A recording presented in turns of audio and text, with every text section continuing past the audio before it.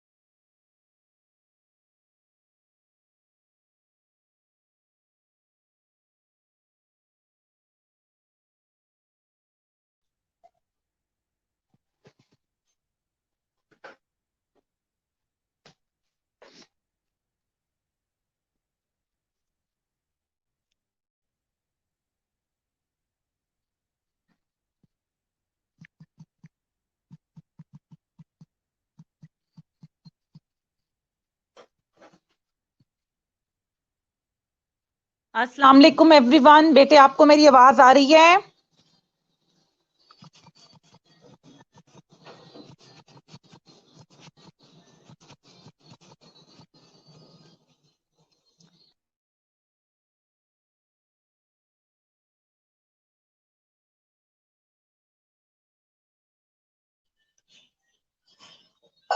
Okay बेटे, please आप लोग बाकी लोगों को भी जल्दी से कह दो आ जाएं, और मीनवाइल आप लोग नारकोटिक्स का चैप्टर निकाल लें, एनाल्जेसिक्स का।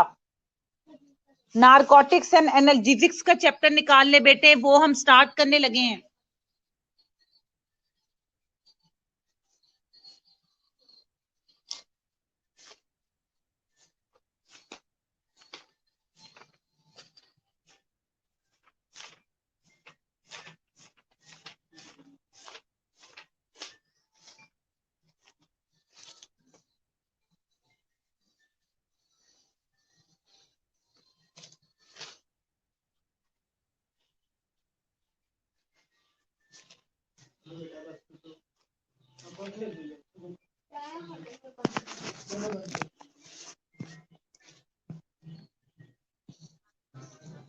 पेज नंबर, गुड आफ्टरनून बेटे, पेज नंबर 93 है बेटे मेरे पास।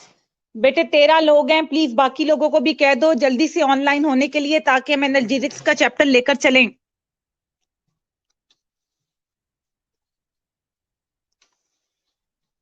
शाबाश, क्विकली बेटे।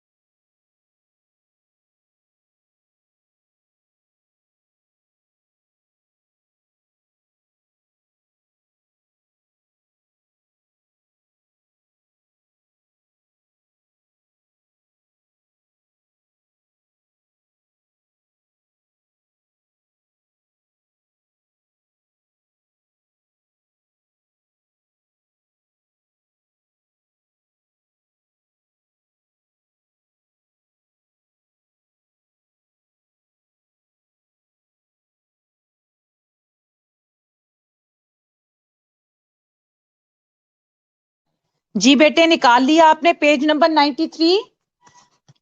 पेज नंबर 93 है बेटे मेरे पास। एनाल्जेसिक्स का चैप्टर है जो मैं आज स्टार्ट करवाने लगी हूं।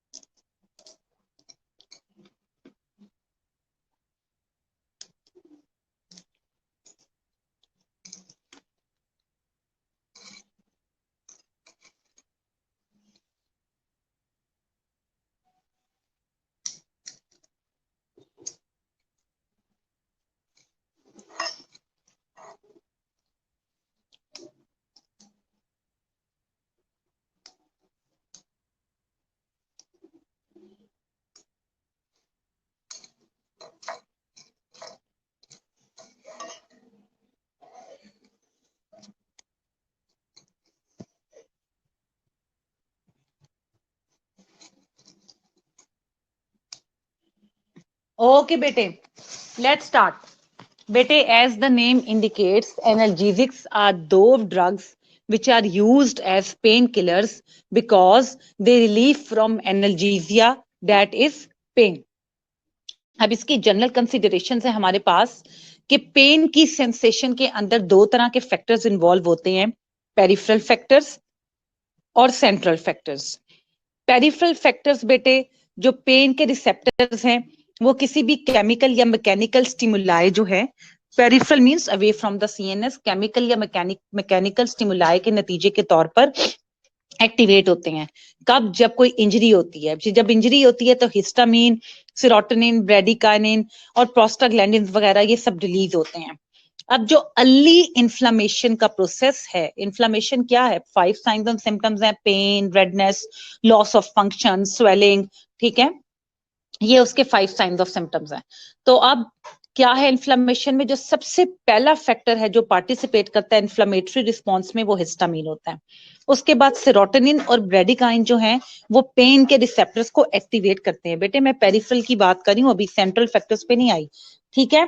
उसके बाद प्रोस्टाग्लैंडिन जो है वो फीवर प्रोड्यूस करते हैं, और जो पेन की सेंसेशन ब्रेडिकाइनिन और सेरोटोनिन ने प्रोड्यूस की होती है उसको एनहांस कर देते हैं।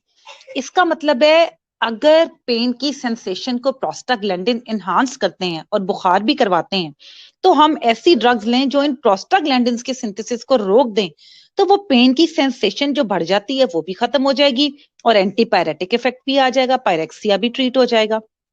तो इसका मतलब है जब इंजरी हुई तो रिलीज हुआ हिस्टामिन, सेरोटोनिन, ब्रेडिकाइनिन और जो है वो प्रोस्टाग्लैंडिन। सबसे पहले इंजरी में पहला जो इंजरी में इन्फ्लेमेशन होगी उसमें पहली चीज जो रिलीज होगी, जो इन्फ्लेमेशन के प्रोसेस को स्टार्ट करेगी, स्विच ऑन करेगी, वो है हिस्टामिन। फिर है सेरोटोनिन और ब्रेडिकाइनिन, ये रिलीज होंगे और पेन करवाएंगे। फिर बारी आएगी प्रोस्टाग्लैंडिन की, प्रोस्टाग्लैंडिन बनेंगे, वो हिस्टामिन और ब्रेडिकाइनिन और सेरोटोनिन ने जो पेन की सेंसेशन करवाई है उसको बढ़ा देंगे, और साथ ही साथ क्या करवाएंगे? साथ ही साथ जो है पायरेक्सिया भी करवाएंगे। तो इसका मतलब है इसको मैं अगर वो कर दूं, जो प्रोस्टाग्लैंडिन इनहिबिट कर दूं, तो ये सारा प्रोसेस खुद ब खुद ट्रीट हो जाएगा, ठीक है। तो इसका मतलब है जो ड्रग्स प्रोस्टाग्लैंडिन के सिंथेसिस को इनहिबिट करेंगी उनको हम एंटीपायरेटिक्स और पेन किलर कहेंगे, क्योंकि दो तरह के पेन में सेंसेशन इन्वॉल्व थे, फैक्टर्स इन्वॉल्व थे, पेरिफेरल और सेंट्रल। पेरिफेरल का हमने जिक्र कर दिया। और पेन वैसे क्या है? सेंस ऑफ डिस्कंफर्ट है, दर्द हो रही हो, कमर में हो, कहीं भी हो, इन्फ्लेमेशन का प्रोसेस, तो यू कैन नॉट कंसंट्रेट, इसलिए बहुत जरूरी है कि पहले पेन की सेंसेशन को ट्रीट किया जाए, ठीक है। अच्छा सेंट्रल फैक्टर्स पे आते हैं। सेंट्रल फैक्टर्स क्या होते हैं? सेंट्रल फैक्टर्स में बेटे एनकेफ्लिन्स एंड एंडोर्फिन्स आते हैं जो ब्रेन के अपने ओपियोइड्स हैं। ओपियोइड्स हम उन एजेंट्स को कहते हैं जो ओपियम प्लांट, पोपी प्लांट जो होता है ना, उससे मिलते हैं, तो उन्हें ओपियोइड्स कहते हैं, और वो नॉर्मली एनाल्जेसिक होते हैं।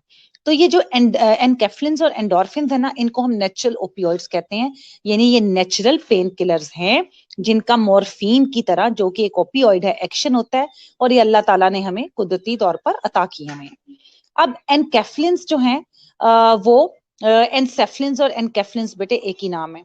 एनकेफ्लिन जो है वो वेरियस पार्ट्स ऑफ ब्रेन में पाए जाते हैं, ठीक है, जैसे कि और स्पाइनल कॉर्ड में, और ये इन्वॉल्व होते हैं पेन की ट्रांसमिशन में, ठीक है, सेंसेशन में। जो एंडोर्फिन्स हैं वो मेनली पिट्यूटरी में होते हैं। अब क्या है, वो इंडिविजुअल्स की पेन की जो रिसेप्शन है वो वेरी करती है इंडिविजुअल टू इंडिविजुअल। क्यों? जिसके पास, तुमने देखा होगा, किसी को माइनर सी चोट लगती है तो वो ऊ आ करता है, किसी को बड़ी चोट भी लगती है, they can tolerate. This is because of the enkephalins and endorphins. जिसके पास एनकेफ्लिन्स और एंडोर्फिन्स जो कि नेचुरल एंडोजिनस ओपियोइड्स हैं, उनका बॉडी में लेवल ज्यादा होगा, उनको, उनके पास पेन को बर्दाश्त करने की टॉलरेंस ज्यादा होगी। जिनका कम होगा, उनका उनकी जो टॉलरेंस लेवल है पेन को बर्दाश्त करने की, वो कम होगी, ठीक है। बेटे यहां तक क्लियर है? ये इंट्रोडक्शन है, इसमें से कुछ पेपर में नहीं आएगा, लेकिन अगर ये क्लियर नहीं है तो आगे चैप्टर समझ नहीं आएगा। बेटे ये क्लियर है? कोई क्वेश्चन है इसमें से आपका? इज इट क्लियर बेटे?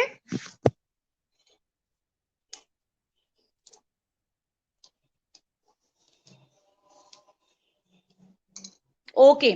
अब 2 मिनट का टाइम है, जो सारा, दो नहीं 3 मिनट दे देती, थोड़ा लंबा है। स्टार्ट से लेके क्लासिफिकेशन से पहले पहले तक 3 मिनट में सारा रीड आउट करो। रीड आउट करने के बाद कोई क्वेश्चन आता है तो पढ़ो, और फिर हम आगे बढ़ेंगे। शाबाश, योर टाइम स्टार्ट्स नाउ।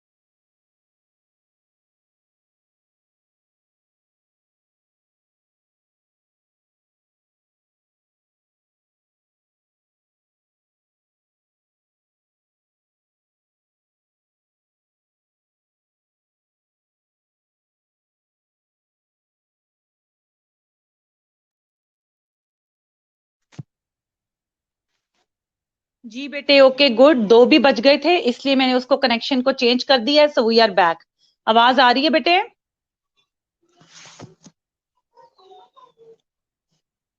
जी बेटे, आवाज आ रही है ना?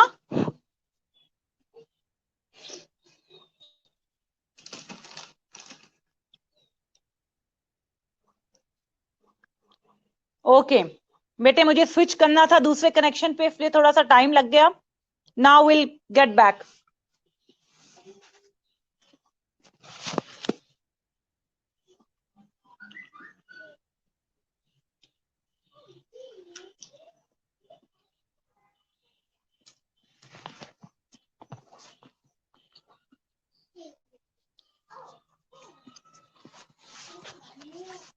ओके बेटे, आगे चलते हैं क्लासिफिकेशन पे।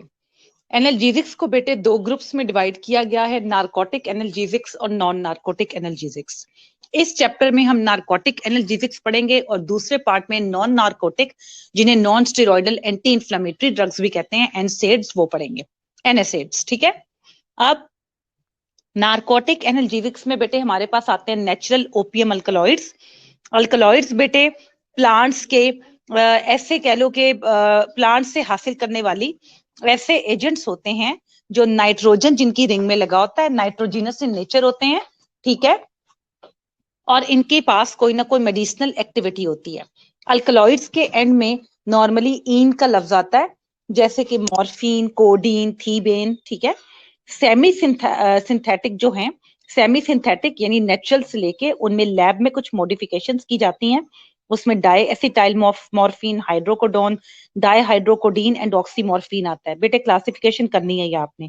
फिर हम आते हैं सिंथेटिक, जो टोटली ओपियम के सब्स्टिट्यूट है और टोटली हमने लेबोरेटरी में बनाए हैं, जैसे पैराडीन, पैथिडीन, मीथाडोन, पेंटाजोसिन एंड फिनाजोसिन। अब अगर इनमें से किसी ओपियम एजेंट्स की वजह से कोई पॉइजनिंग हो जाए, एगोनिस्ट की वजह से पॉइजनिंग हो जाए, तो हमें एंटेगोनिस्ट चाहिए होते हैं। वो एंटेगोनिस्ट कौन से हैं? वो है नलेक्सोन, नेल्ट्रिक्सोन एंड नेल्मिफिन। अब बेटे हम नार्कोटिक एनाल्जेसिक्स से स्टार्ट करते हैं।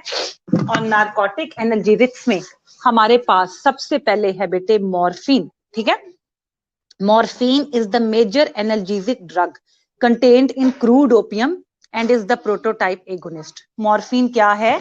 हमारे पास एक पेन किलर ड्रग है जिसके अंदर के जो एक अल्कलॉइड है जो हमें ओपियम से मिलता है और प्रोटोटाइप यानी नार्कोटिक एनाल्जेसिक क्लास की मेन एजेंट है। मैंने आपको प्रोटोटाइप का बताया था ना, ऐसा एजेंट जो उसका मेन कह लो कि किसी भी क्लास का पहला जो एजेंट होता है, मेन, जिसको देख के बाकी बनाए जाते हैं, वो प्रोटोटाइप एजेंट होता है। तो इसमें है मॉर्फिन। मॉर्फिन में बेटे पहली सिर्फ लाइन आपने करनी है, आगे आपने नहीं करनी। मोड ऑफ एक्शन पे आते हैं। अब मॉर्फिन जो है अपना एक्शन परफॉर्म करने के लिए कुछ रिसेप्टर्स पर काम करता है। जी बेटे, मेन ड्रग कुछ रिसेप्टर्स पर काम करता है जो कि हैं mu, kappa, sigma and delta. ये रिसेप्टर्स के नाम है। तो मॉर्फिन अपना एक्शन जो परफॉर्म करती है वो इन रिसेप्टर्स पर एक्ट करके करती है। क्या करती है मॉर्फिन?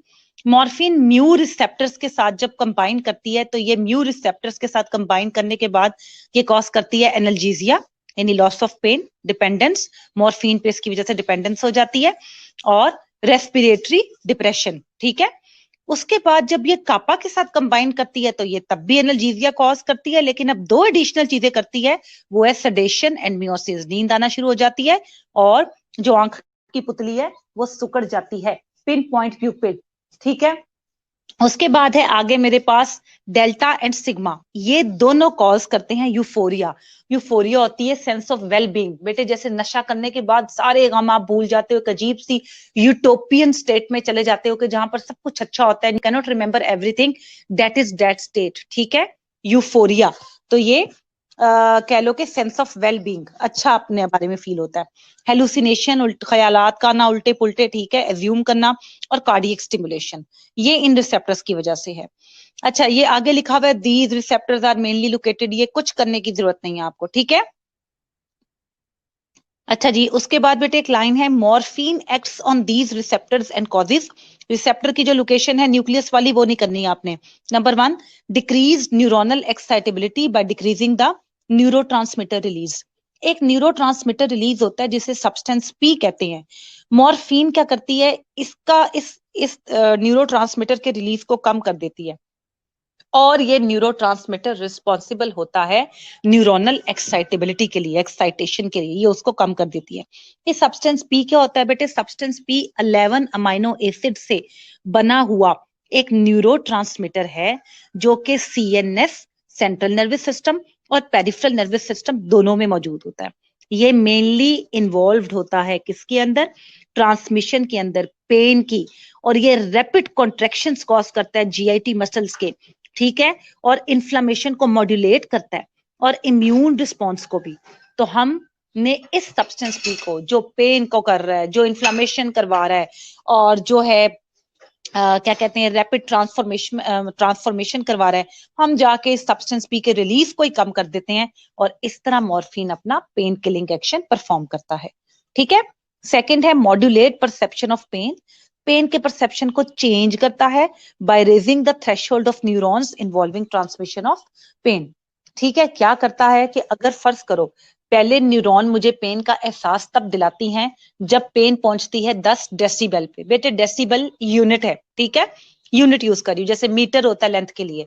यानी कि जब 10 तक पेन पहले 1-2 पे भी मेरी बॉडी में पेन हो रही है पर मुझे फील नहीं हो रही। दर्द का एहसास तभी होता है ना, तुम्हें अक्सर जख्म या स्क्रैच लग जाता है, लेकिन तुम्हें तब पता लगता है तुम्हें यहाँ पे जख्म या स्क्रैच लग जाता है जब अचानक वहां पर जलन शुरू हो जाती है, जब वो सेंसेशन आती है।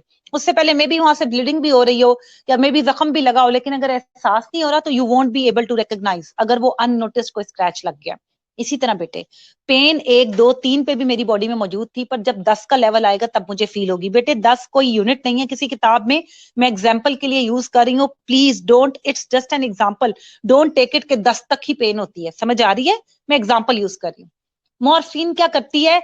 उस 10 के लेवल को उठा देती है, यानी उस परसेप्शन के लेवल को उठा के कर देती है कहां पर? 15 के ऊपर। ये बिल्कुल वैसे ही है जैसे पंखे के अंदर रेगुलेटर लगे होते हैं, 1 पे करूं तो स्पीड और, 2 पे करूं तो स्पीड और, 3 पे करूं तो स्पीड और। तो तुम्हें यह पता होना चाहिए कि मैंने एक वाली स्पीड जिसपे तुम्हें एहसास होना था कि पंखा चल रहा है, मैंने उस स्पीड को चेंज करके 2 पे कर दिया है। अब जब तक वो 2 की पावर पे नहीं पहुंचेगा तुम्हें एहसास ही नहीं होगा, यानी कि पेन इज देयर, मैंने उसकी एहसास का जो थ्रेशोल्ड लेवल था उसको उठा के बढ़ा दिया है। That's why you won't be able to feel the pain. और यही तरीका है कि मॉर्फिन अपना एनाल्जेसिक एक्शन परफॉर्म करती है। ठीक है, अब फार्माकोलॉजिकल एक्शंस पे आने लगी हूं। थोड़ा थोड़ा साथ साथ पढ़ते चले जाओगे तो अच्छा होगा। अब फिर 2 से 3 मिनट का टाइम है, इंट्रो से लेके मोड ऑफ एक्शन तक यहाँ पढ़ो और साथ ही फिर मैं फार्माकोलॉजिकल एक्शन स्टार्ट करती हूँ। शाबाश मेरा बच्चा, शुरू हो जाओ जल्दी से।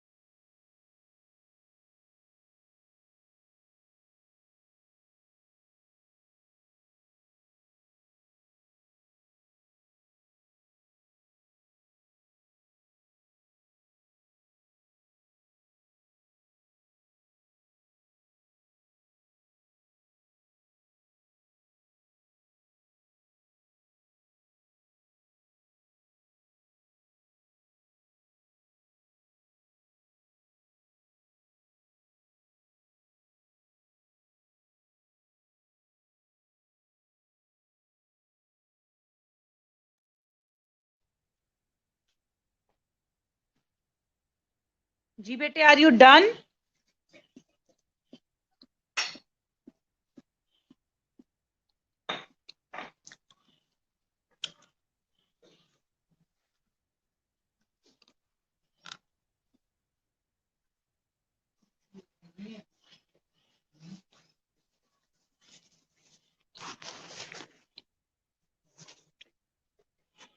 सारा सेकंड पॉइंट के अंदर ये कहा गया है कि उसका थ्रेशोल्ड लेवल बढ़ा दिया गया। अगर पहले आपको 10 के ऊपर पेन की सेंसेशन होती थी तो मॉर्फिन उस पेन के सेंसेशन को बढ़ा के 15 पे ले जाएगी, यानी 10 पे अब पेन महसूस नहीं होगी। अब जब तक 10-15 तक नहीं पहुंचेगी तब तक पेन महसूस नहीं होगी। यूज ने अपना परसेप्शन बढ़ा दिया है। आप समझ आ गई है? पेन को फील करने के एहसास को बढ़ा दिया है। वो एहसास तुम्हें पहले कम पॉइंट पे होता था, फर्ज करो पहले 1 पे होता था, मॉर्फिन खाने के बाद वो एहसास अब जब तक पेन 2 पे नहीं पहुंच जाएगी तुम्हें नहीं होगा। यू मॉर्फिन ने थ्रेशोल्ड लेवल बढ़ा दिया पेन को टॉलरेट करने का। Is it clear now?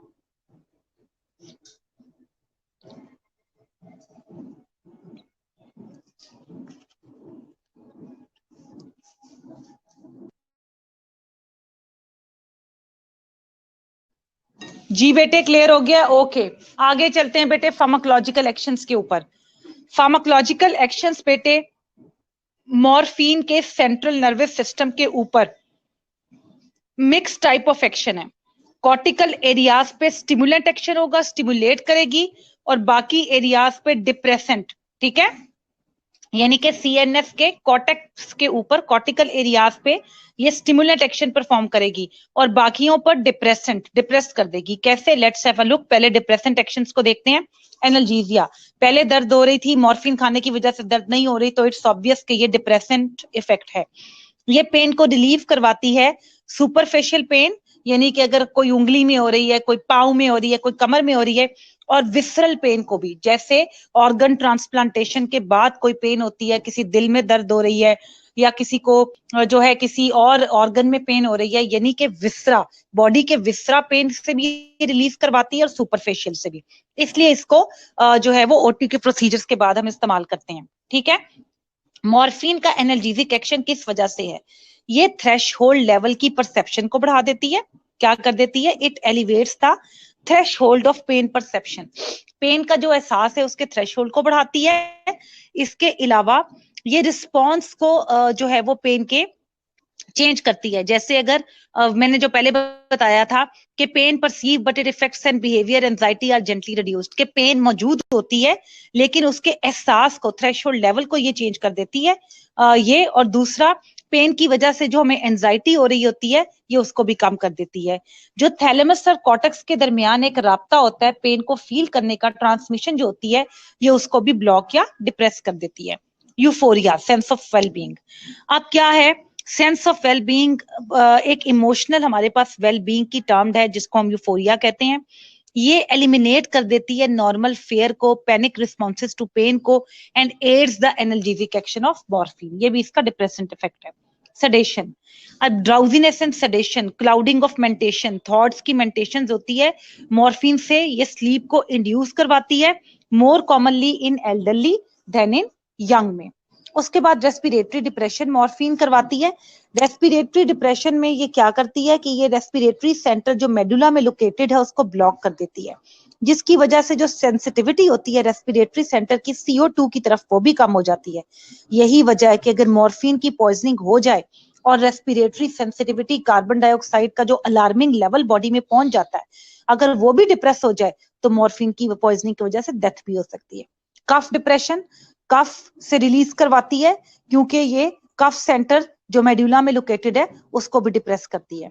इसके अलावा ये पॉलीसाइनेप्टिक स्पाइनल रिफ्लेक्सेस को भी इनहिबिट करती है, यानी कि पॉलीसाइनेप्टिक जो साइनेप्सिस हैं मुख्तलिफ एरियाज में और जो उसके वजह से स्पाइनल रिफ्लेक्सेस कॉज होते हैं खुद ब खुद, ये उनको भी इनहिबिट करती है। ये सारे इसके डिप्रेसेंट इफेक्ट हैं मॉर्फिन के। ठीक है बेटे, अब मैं आ रही हूँ मॉर्फिन के स्टिमुलेंट एक्शंस की तरफ, यानी जो मॉर्फिन अपने स्टिमुलेंट एक्शन क्रिएट करती है वो क्या है। सबसे पहले है vomiting. Morphine CTZ centre, chemoreceptor trigger zone, एक सेंटर है जो कि मौजूद है मेडुला ऑब्लोंगेटा के अंदर। ये उसको जाके जगाती है, स्टिमुलेट करती है, छेड़खानी करती है उसके साथ, जिसकी वजह से नोजिया एंड वॉमिटिंग स्टार्ट हो जाती है। फिर मियोसिस करवाती है। ये क्या करती है? स्फेयर मियोसिस कॉज करवाती है, जिसमें प्यूपिल बिल्कुल पिन की तरह, पिन पॉइंट प्यूपिल हो जाता है। और बस तुमने आगे ये नहीं करना कि किस न्यूक्लियस की वजह से होता है और किस नर्व के अंदर, बस यहीं तक, ठीक है? एंड पिन पॉइंट प्यूपिल यहीं तक। अच्छा, ये एंटी डायूरेटिक हार्मोन जो है उसको रिलीज करवाती है हाइपोथैलेमिक न्यूक्लियाई से, क्योंकि ये उनको जो है वो स्टिमुलेट करती है और एडीएच को रिलीज करवाती है। तुम्हें फिर न्यूक्लियस को याद करने की जरूरत नहीं है, तुमने बस याद करना है it stimulates and causes the, stimulate भी नहीं करना, it causes the release of ADH, anti diuretic hormone, बस इतना याद करना है।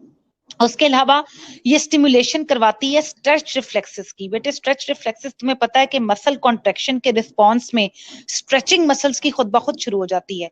ये वो जो मसल कॉन्ट्रैक्शन हो रही होती है बॉडी में, उसके रिस्पॉन्स में जो स्ट्रेचिंग होती है उसको ऑटोमेटिकली जाके स्टिमुलेट करती है, ठीक है? ये इसका स्टिमुलेंट एक्शन है। आगे इसके और स्टिमुलेंट एक्शन है कार्डियोवास्कुलर के ऊपर हम आते हैं। कार्डियोवास्कुलर मेन जो है वो मॉर्फिन कॉज करती है पोस्टरल हाइपोटेंशन, ठीक है? पोस्टरल हाइपोटेंशन का दूसरा नाम ऑर्थोस्टैटिक हाइपोटेंशन भी है। इसका मतलब है जैसे ही बॉडी की पोजीशन चेंज होती है वैसे बीपी भी चेंज होता है, बैठने से, खड़े होने से। इसीलिए जो ड्रग्स पोस्टरल हाइपोटेंशन कॉज करती हैं, अक्सर एडवाइस किया जाता है कि ऐसी ड्रग्स रात के वक्त ली जाए, क्योंकि रात को उस वक्त यू आर लाइंग डाउन। और इसके अलावा ऐसी ड्रग्स को लेने के बाद ड्राइविंग वगैरह करने से भी मना किया जाता है, क्योंकि BP changes and your response can change, the body response, and accidents and other mishaps can occur. खैर, मॉर्फिन से इतनी फेयर नहीं होती, लेकिन फिर भी ये करवाती है पोस्टरल हाइपोटेंशन, पार्शली किस वजह से कि ये पेरिफ्रीज में वेजोडाइलेटेशन करवा देती है, जो कि हिस्टामीन के रिलीज की वजह से होती है। और दूसरा, ये वेजो मोटर सेंटर को जाके डिप्रेस करवाती है। जब भी वेजो मोटर सेंटर डिप्रेस होगा, बीपी जो है वो कम होगा। तो ये दो इन तरीकों से जो है वो बीपी को कम करवाती है। आप फार्माकोलॉजिकल एक्शन शुरू से लेके सीवीएस तक जो मैंने करवाए हैं, 5 मिनट का टाइम है, इसको अभी की अभी रीड कीजिए। कोई क्वेश्चन है मुझसे पूछिए, फिर मैं आगे चलती हूँ। 5 मिनट स्टार्ट नाउ।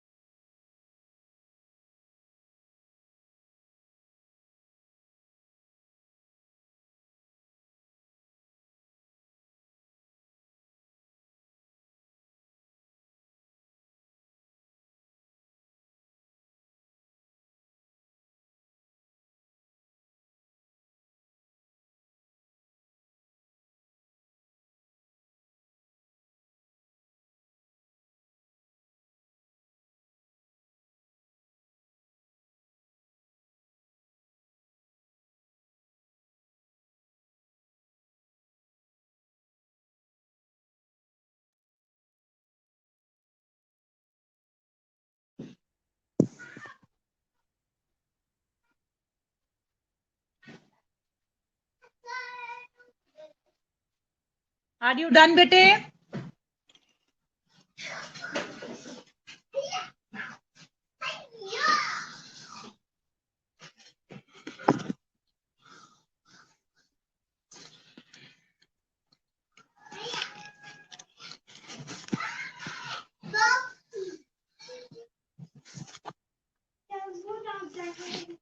ओके बेटे आगे चलते हैं। अब जीआईटी के ऊपर इफेक्ट्स मैं करवाने लगी हूँ मॉर्फिन के। मॉर्फिन जो है वो कॉन्स्टिपेशन कॉज करती है जीआईटी में and through a number of mechanics.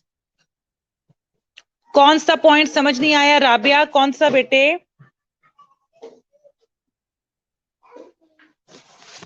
कौन सा पॉइंट बेटे? प्लीज मुझे बताओ, मैं आगे जाने से पहले क्लियर करूं, इसीलिए पढ़ने के लिए देती हूं मैं।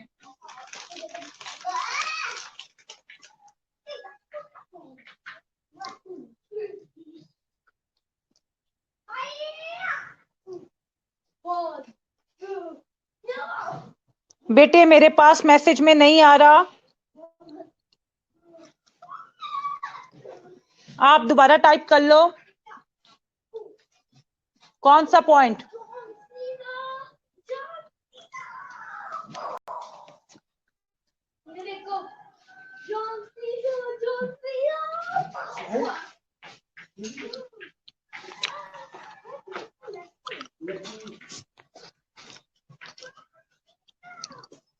बेटे ये पॉइंट मैंने कोई 10 दफा तो क्लियर कर दिया है। थ्रेशोल्ड पेन का लेवल, इसमें ऐसा क्या मुश्किल है जो आप लोगों को समझ नहीं आ रहा?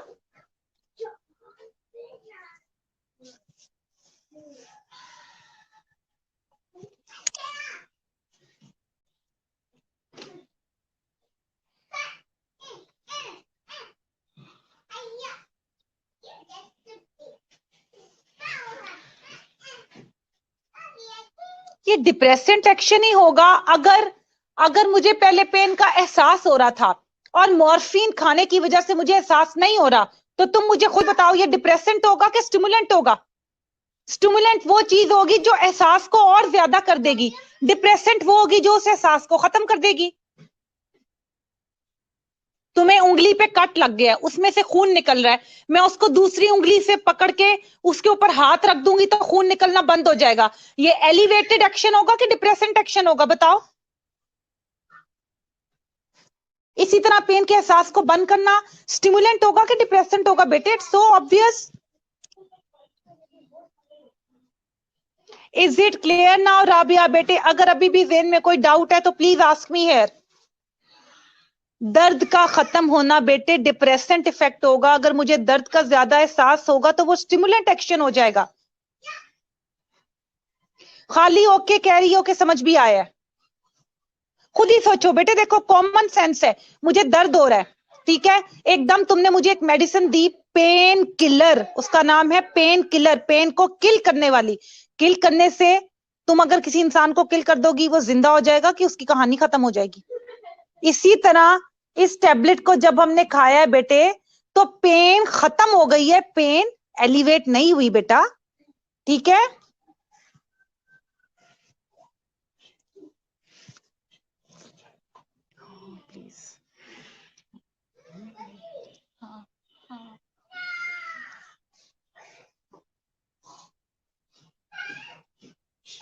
मैम आपने कहा, अच्छा बेटे बात सुनो बेटे, वो पेन को बर्दाश्त करने का थ्रेशोल्ड लेवल था बेटे, 10 से 15 गिनती नहीं पढ़नी है। इसका मतलब ये नहीं है कि 10 पे कोई चीज कम थी और 15 पे ज्यादा हो गई है बेटे, ये सेंसेशन की बात कर रहे हैं हम। 10 पे पेन फील हो रही थी, मॉर्फिन ने पेन के एहसास की शिद्दत को 10 से उठा के 15 पे कर दिया, ठीक है? ये गिनती नहीं देखनी कि 10 से मॉर्फिन ने 15 को कर दिया तो इसका मतलब है ज्यादा हो जाएगा। इसका मतलब है पेन की सेंसेशन की जो शिद्दत थी, जो एहसास की शिद्दत थी, उसको बढ़ा दिया। बढ़ाने का मतलब ये है कि पहले पेन 10 पे फील हो रही थी, अब 15 पे फील हो रही है।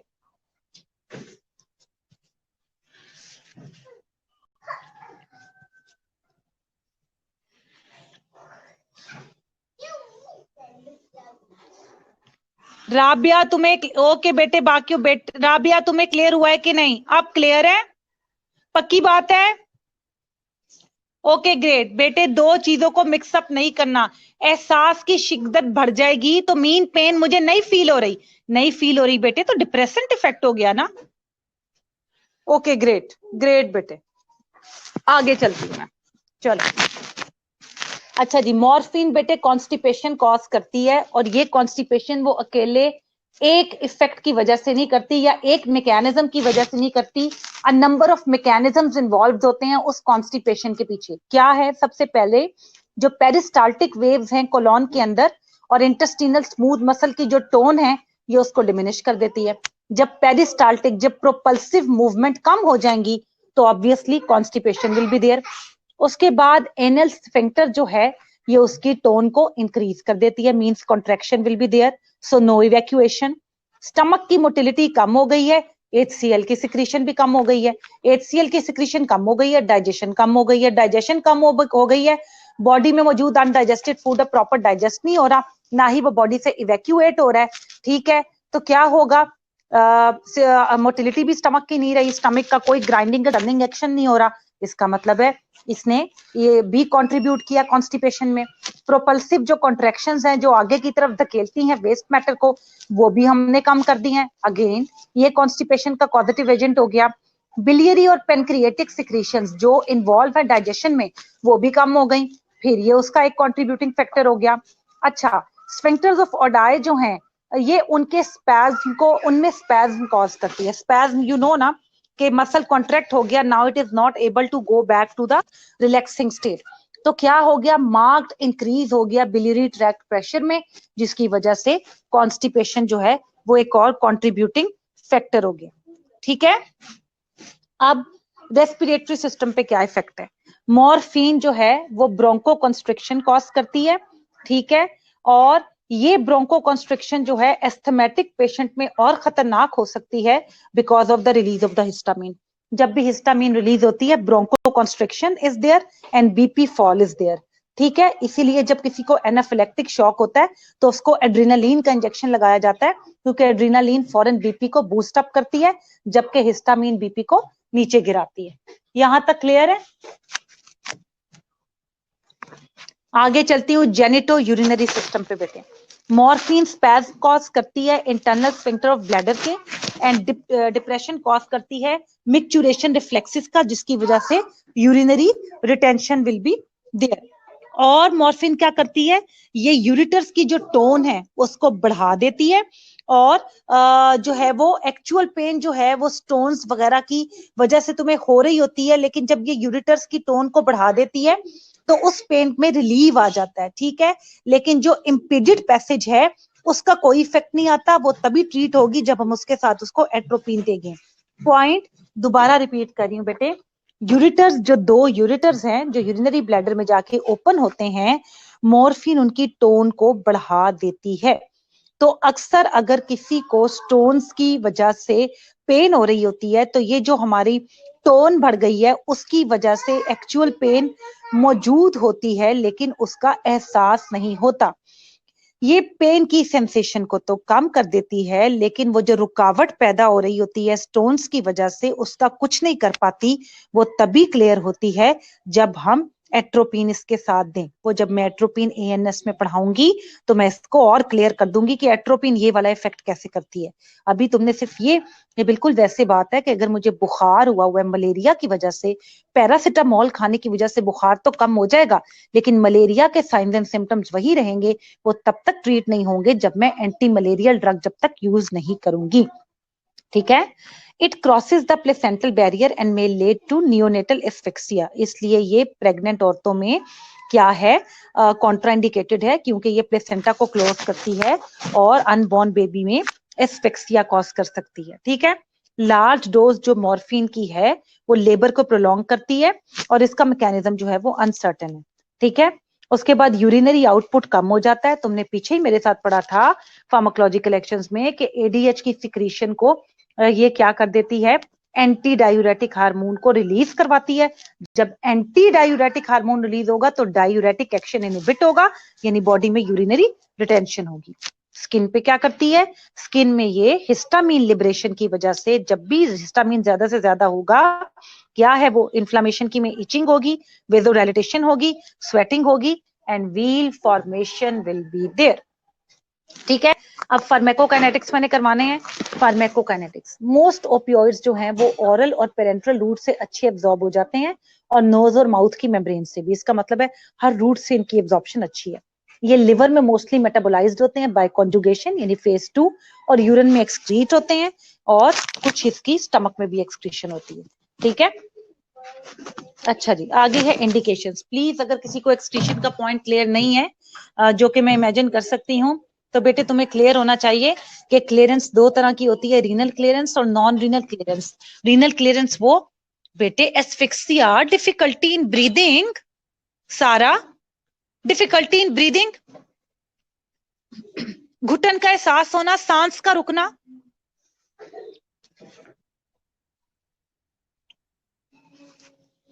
अच्छा, उसके बाद हम आगे चल रहे थे बेटे। क्या बात करी थी मैं, कंप्लीटली लॉस्ट हो गई हूँ। अच्छा हाँ, वो यूरिन मैं बात करी थी क्लियरेंस की। क्लियरेंस दो तरह की होती है, क्लियरेंस रीनल क्लियरेंस और नॉन रीनल क्लियरेंस। ठीक है,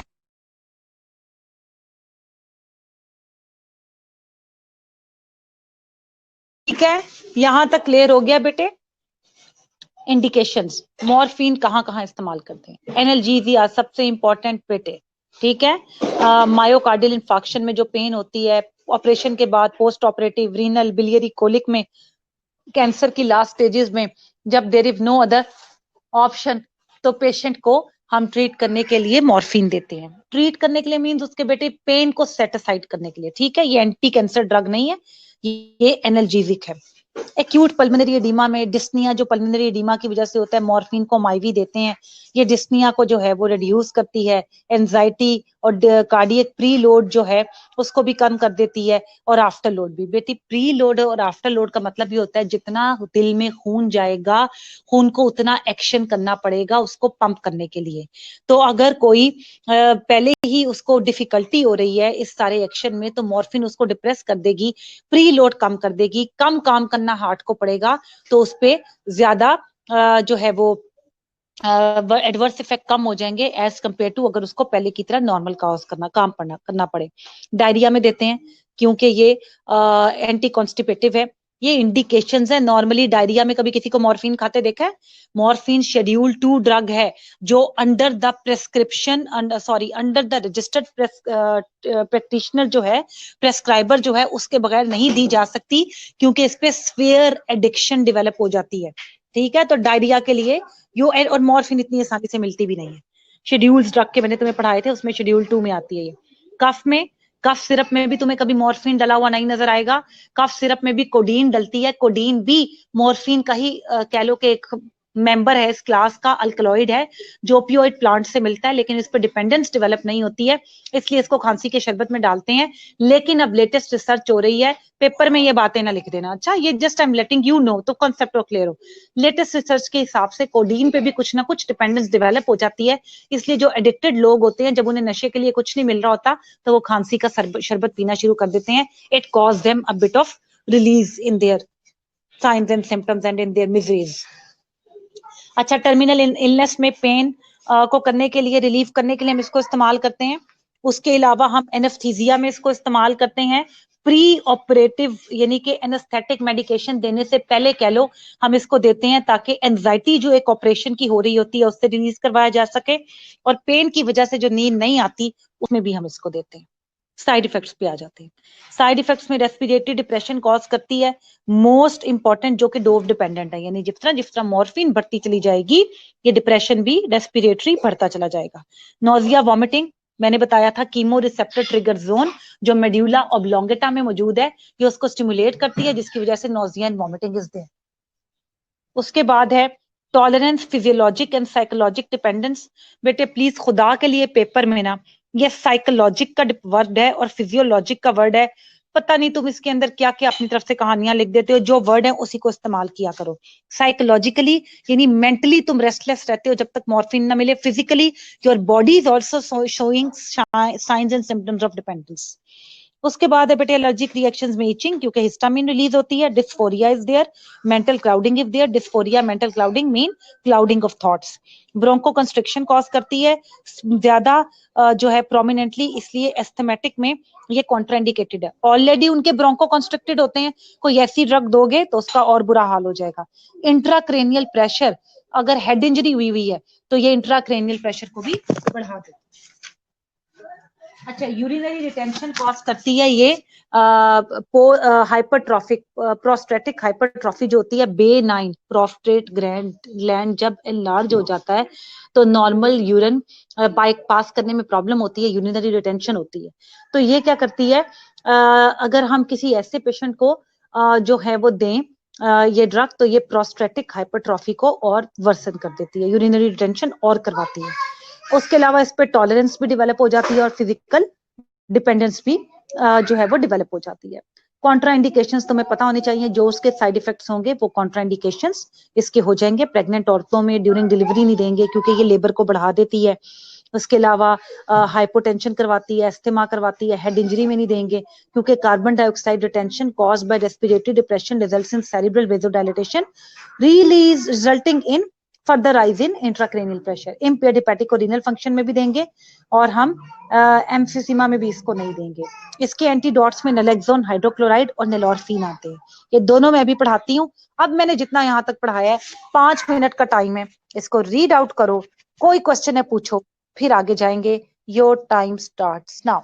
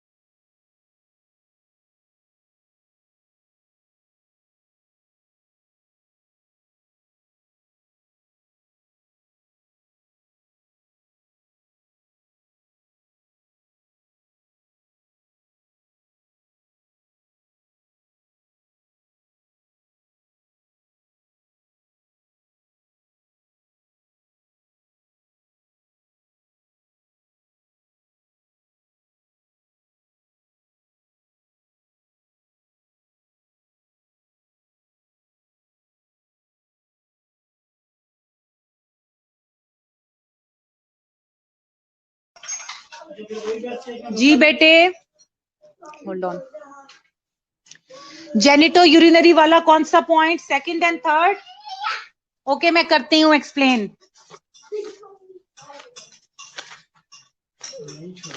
तुम लोग कोई चीज खुद से ना समझना, हर चीज पे मुझे खपाना।